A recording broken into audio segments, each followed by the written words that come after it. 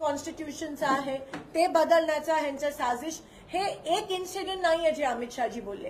Continuously महिन्यातून एकदा अनेक 2-3 वर्षापासून आपल्याला हे होताना दिसतंय. त्यांचं कुठेतरी एक साजिश किंवा षडयंत्र आपल्याला बीजेपीचं दिसून येतंय. संविधान बदलण्याचं, बाबासाहेबांचा अपमान करण्याचं हे आम्ही होऊ देणार नाही. जोपर्यंत इंडिया आलाय, जोपर्यंत या देशाची जनता आहे तोपर्यंत आम्ही हे होऊ देणार नाही.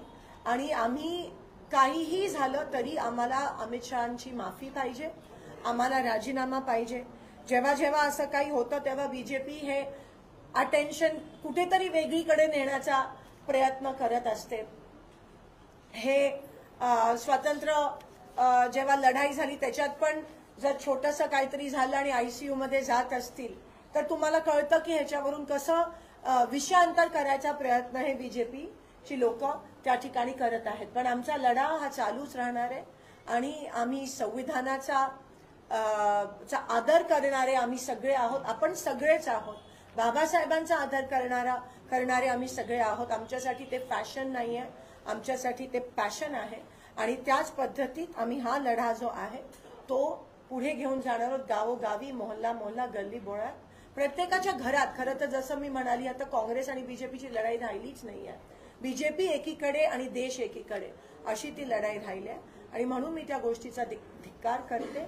आणि आपण इथे आलात. उद्या ह्याच संदर्भात सकाळी 8:30 वाजता आम्ही बाबासाहेबांच्या पुतळ्यापाशी आहोत. तिथून आम्ही एक शांततेत एक मार्च करणार आहोत कलेक्टर ऑफिस पर्यंत. आमच्या सगळ्यांच्या हातात ही प्रतिमा बाबासाहेबांची असेल आणि आम्ही शांततेत जसं आम्ही संसदेत केलं तसं आम्ही उद्या या ठिकाणी महाराष्ट्रातच नाही पण देशभरात आम्ही सगळे बाबासाहेबांच्या पुतळ्यापासून कलेक्टर ऑफिस पर्यंत हे शांततेत एक मार्च करणार आहोत आणि कलेक्टरांना पत्र देणार आहोत अमित शहाजींचा राजीनामा मागताना आणि त्यांनी माफी मागितली पाहिजे हे पण आम्ही त्या ठिकाणी